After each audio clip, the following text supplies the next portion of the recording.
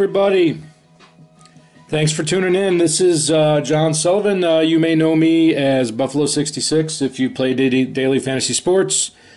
And you may also know me from my Twitter page, Buffalo Hold'em. And this is the very first attempt at the Bet Like No One's Watching podcast, our very first episode. And I'm happy that you decided to tune in and listen to what I have to say today, and hopefully it will be entertaining. But I know that there's a few of you probably tuning in right now that don't know me, that are not friends or family, and they're probably asking yourself, well, just what the hell am I listening to right now? So let me begin by talking just a little bit about myself. I don't want this episode to be about me at all, but I want to give you guys a chance to know where I'm coming from, and then we'll talk about what this podcast is going to be all about. As I said, my name's John Sullivan, and I'm a guy in my late 40s. I'm the singlest of single guys, just a big sports fan. I'm generally unhealthy.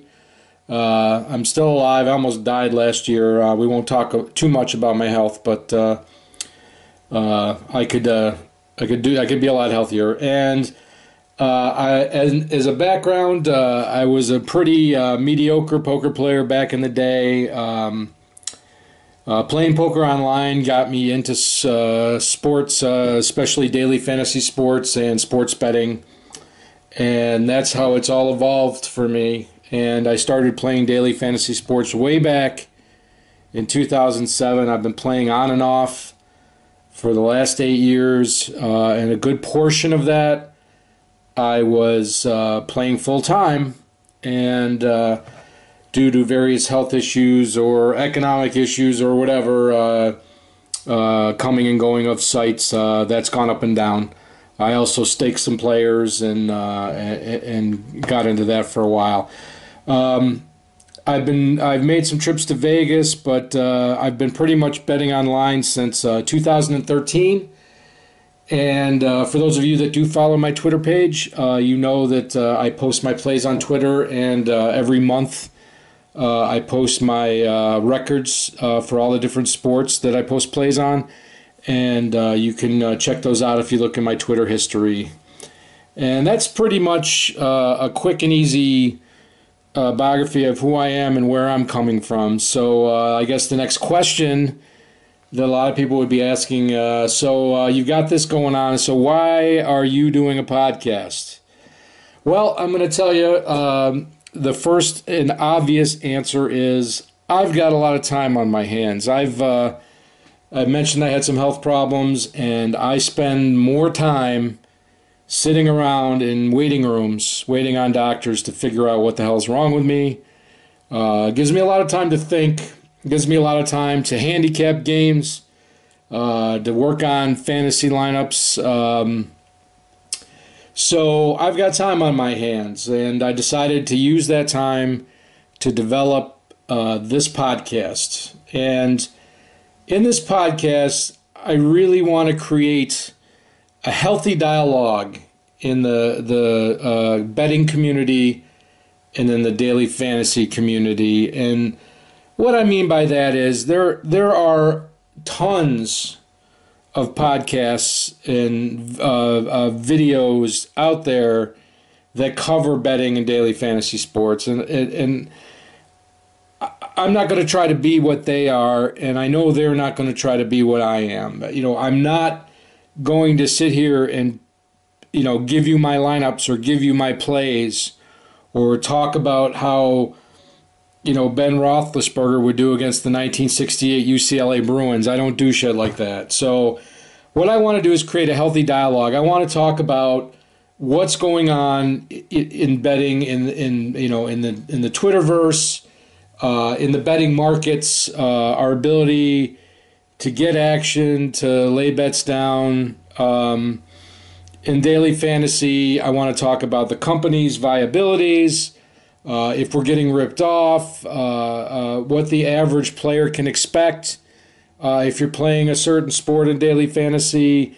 Game selection is huge. Nobody ever talks about that in daily fantasy. I could easily dedicate multiple episodes to game selection in daily fantasy. Also, I want to use this podcast to talk about what I call the static to noise ratio in betting and in daily fantasy sports. There's so much tweeting, and there's blog posts, and there's videos, and there's podcasts, and I would say easily 90% of it is just static. It's not telling you anything. Maybe it entertains you. If it entertains you, then it's got value.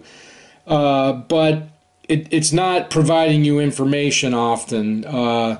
People say, oh, this is a strong play tonight, this game, bet this side, bet this derivative, or pick this guy for center field in Major League Baseball daily fantasy, with absolutely nothing to go behind it. It's static. It's not, it's not signal.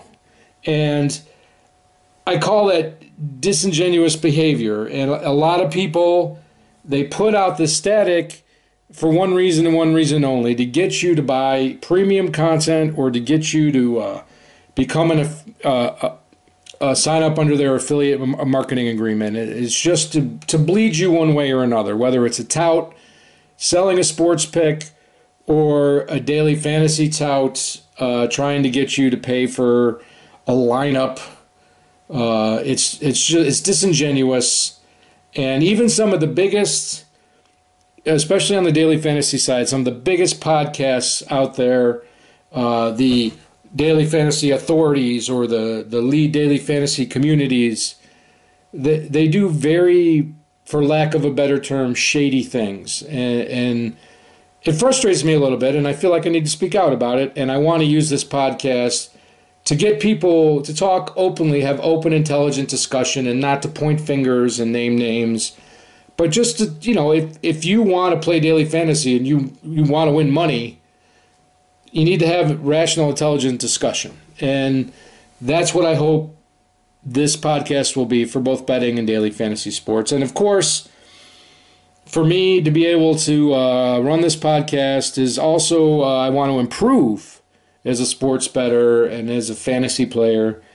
I've been profitable at both over a long period of time, but I don't have any giant cardboard checks, and I don't have radio show or mainstream media spotlight or anything like that. And to be honest with you, I've been kind of protective of my privacy in the past, and that's something that I'm going to open up a little bit about. I'm at the point in my life where I don't have to worry about sweating small stuff. If who gives a shit if people know who I am or they don't know who I am. I'm going to try to be a better a smarter wagerer and a smarter fantasy player, and that's something that I hope this podcast will lead me down a path towards improvement. And speaking of improvement, I obviously want to learn how to improve my tech and communication skills. This podcast is definitely going to evolve over time. I'm trying different methods to record and produce, and I'm very low tech, and I'm a one-man show, and we're going by the seat of our pants here with, just see what sticks on the wall. So I'm going to try to minimize the meows and the trains passing by, if you guys know what I'm talking about when I say that. No disrespect to anybody else, but I'm just going to learn to do the best I can with this and come along for the ride. Let's see what happens. So thanks for letting me introduce myself and talking a little bit about what I want this podcast to be. And as we go forward, I would like to talk about two words in the betting community that really don't make me feel great. I hate these two words. I don't like when they're used. I feel like I have to say something, and I've actually have blogged about this in the past, and in some of my videos. I have a video channel on YouTube. You may have heard me mention this, but I'm going to talk about what I call the D word and the G word. And in today's podcast, we're going to start off with these two words. And of course, the D word, if you're a bettor or in the sports betting community, is degenerate. And it's a word that some people wear as a badge of honor. They say, I'm a degen, or I'm a degenerate. And it's a word that I really dislike. Being a degenerate, well, let's start by looking at the definition of degenerate. And if you use degenerate as a noun, definitions include a libertine, a corrupt individual, or even a subhuman. And that's not something that I want to be associated with. I don't want to be called, I think libertines get a lot of sex maybe. I wouldn't mind being called a libertine, but being a degenerate, for those other terms, a corrupt individual or subhuman, I really don't want to be known as that. Gamblers say I'm a degenerate. They wear it as a badge of honor, some of them, because they're basically saying, I will bet and I don't give a fuck. And that's something that's, I can understand their point of view. If you're a smart bettor, and you see value in a wager, and you say, the public is totally against me, but I'm a huge degen. I don't give it. I don't care. I guess that's okay. The title of this podcast is Bet Like No One's Watching, and that's what I believe. I believe if you are totally against the market and you believe in your wager, you believe there's value, bet like no one's watching and go ahead and do it. But being a degenerate, its connotation in society is very negative. It means that you have no self-control, you're incorrigible, you're somebody that just doesn't have any self-control. And if you also look at the definition of degenerate as a verb, degenerate as opposed to degenerate, that means to regress or deteriorate or atrophy. And, my health is degenerating. I'm trying to, to stop that, hopefully reverse it, although that's highly unlikely. But if you're a degenerate and you use degenerate as a verb, that means I would hate to think that my betting is regressing or deteriorating. That would mean that I'm losing my skill or I'm not trying to better myself. And I just totally disagree with that. And, I can understand if somebody says, oh, I bet on the Teen Choice Awards, so I'm a huge degenerate. If you bet on the Teen Choice Awards because you saw value, I don't think you're being a degenerate. If you bet on the Teen Choice Awards because you wanted to place a bet and you needed some action to entertain yourself, that's, if you're not betting the farm, there's nothing wrong with that either as far as I'm concerned. But that's a word that I'm going to avoid, degenerate. I really don't care for it. I've said that several times, so we'll just move on from there. And the G word, of course, is gambling. And there's been a lot of discussion lately on Twitter and on blogs and on vlogs about whether daily fantasy sports is gambling.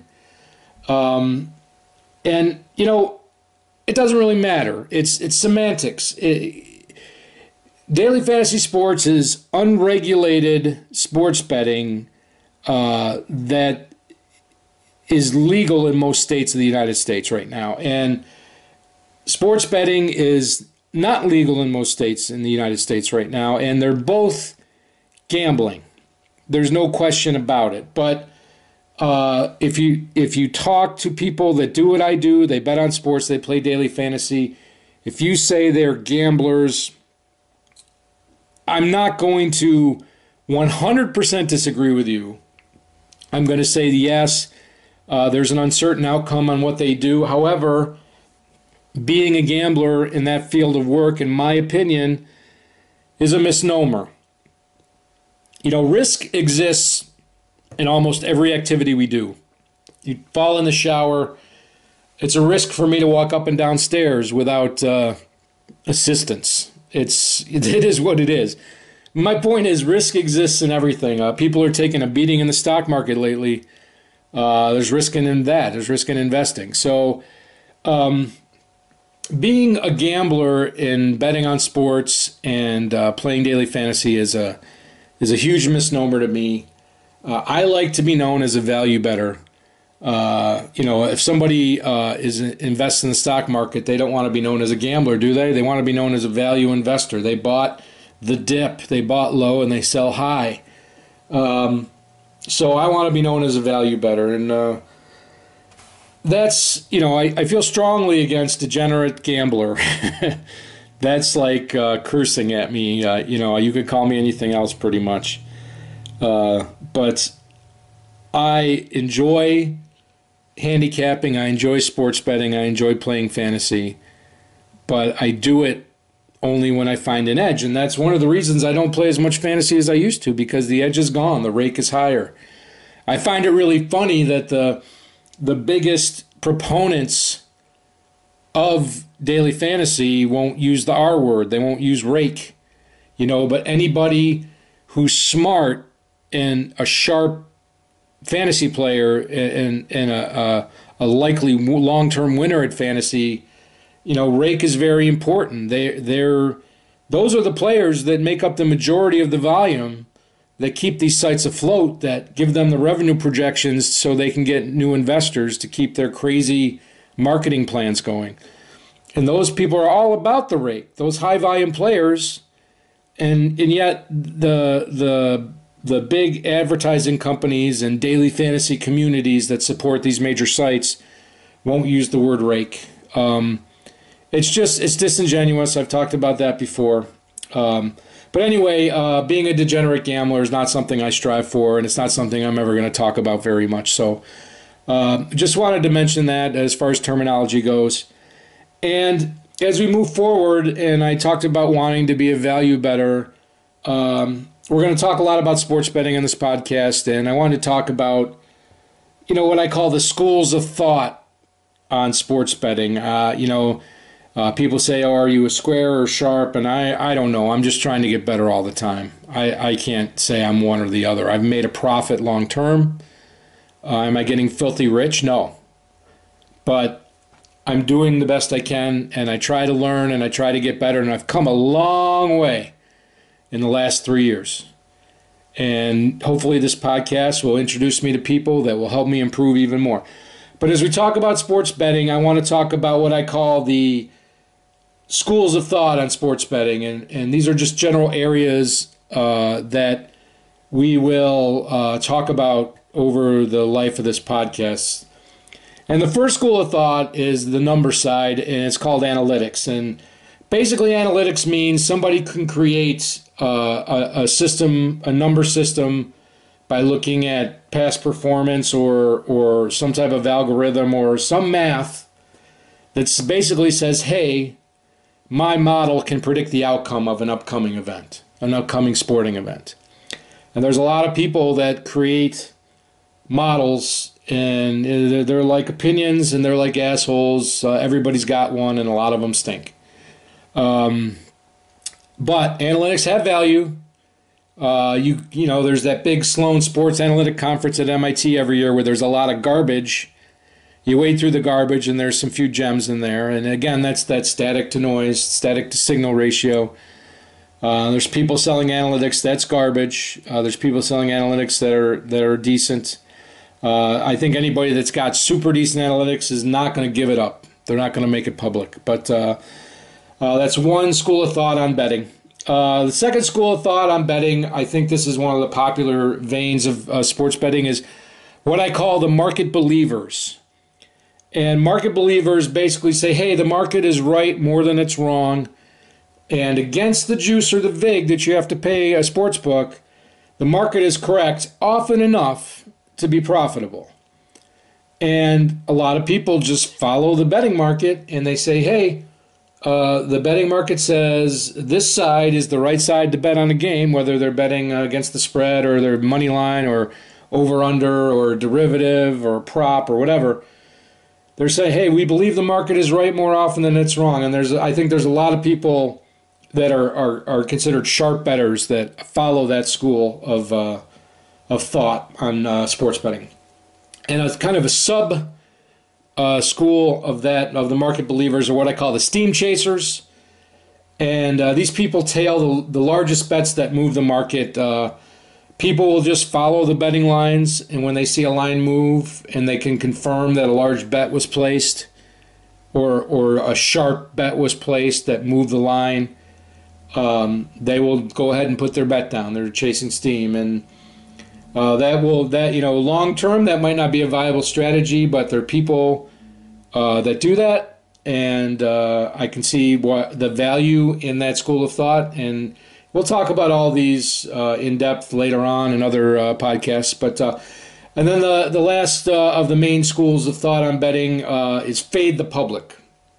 And there's a lot of people that are out there that fade the public. They take the opposite side of the highest volume wagers. Now you have to understand the public or the Barstool pundit or the Joe Sixpack.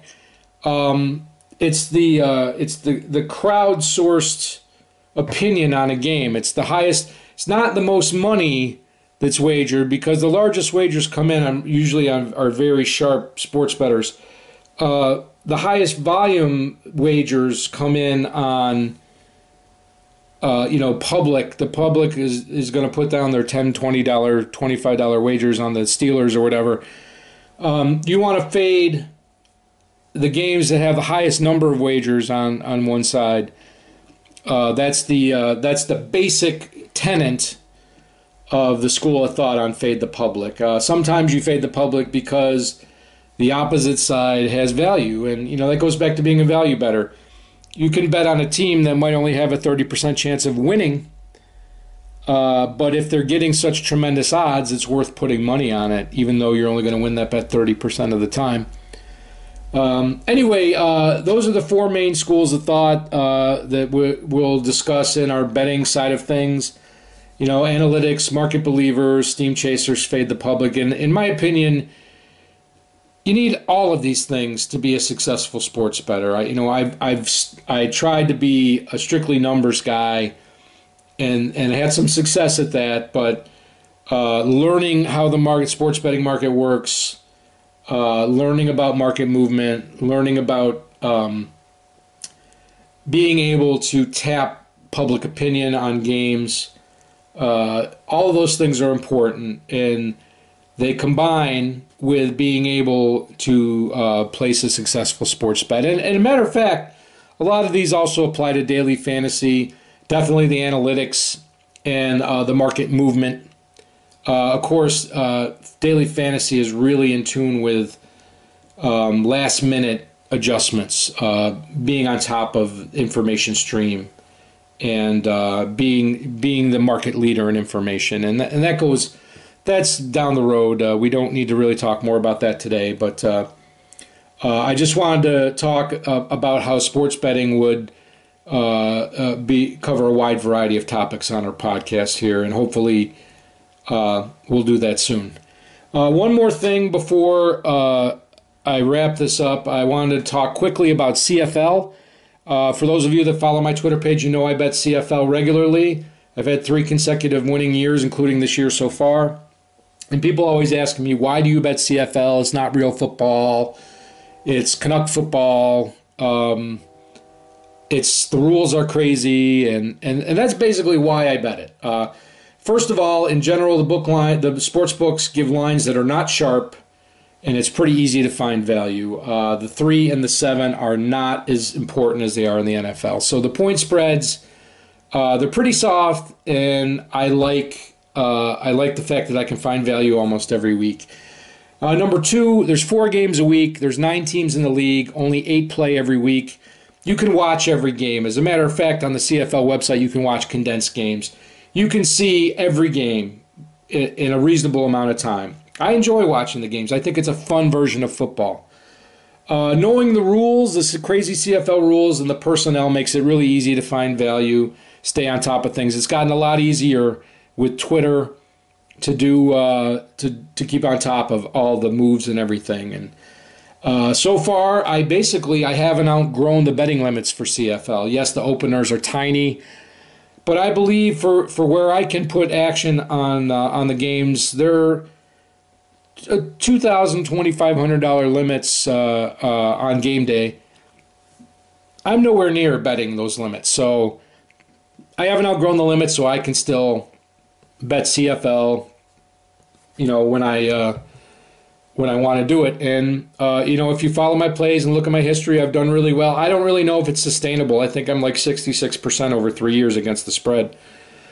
But, we'll see what happens. I just had I just won on Sunday. I had 3 losses in a row before that, but I believe I'm like 12-6 on the year or something like that. Anyway, check out my YouTube channel. It's Buffalo Hold'em. Search Buffalo Hold'em on YouTube, and you can see my CFL handicapping video if you want to learn more about CFL. So let's wrap this up. What to expect in the coming weeks on this podcast. What I'm shooting for here is a weekly episode for you. If there's a reason to do an additional episode in a week, I'll do that. But I'm shooting for one a week. And a 30-minute episode. I would think that you guys would get really tired of listening to me after 30 minutes. I want to strike a balance on this podcast between sports betting and daily fantasy sports. I think both are important. And I also want to strike a balance between interviews and monologues. My next podcast, I hope to have my very first guest. Hope I don't screw that up, but I know there's a few people that want to come on. So I'm hoping to invite someone on soon. And I hope next week I'll have an interview episode for you. So we want to do interviews, and then the monologues is where it's just going to be me talking. And, I hope I don't bore you guys to death. But we'll try to keep things moving along, and we'll keep it going fast. So that hopefully that 30 minutes will go by fast for you.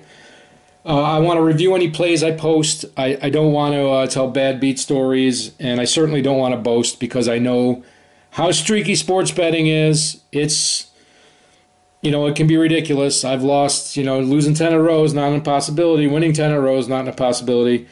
But I'll review the plays that I posted. For those of you that do follow my plays or want to tail my plays or fade my plays, and if you don't know what that means, we'll definitely be talking about that in the future.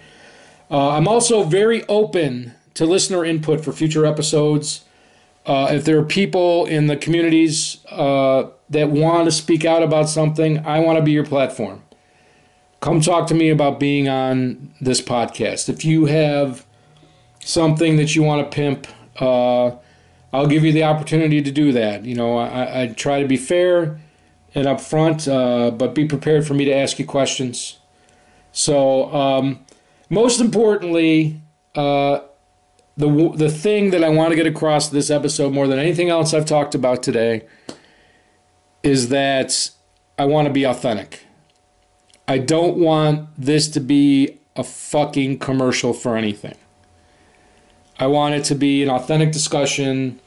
I want it to be how I feel about things, or how you feel about things if you're a guest.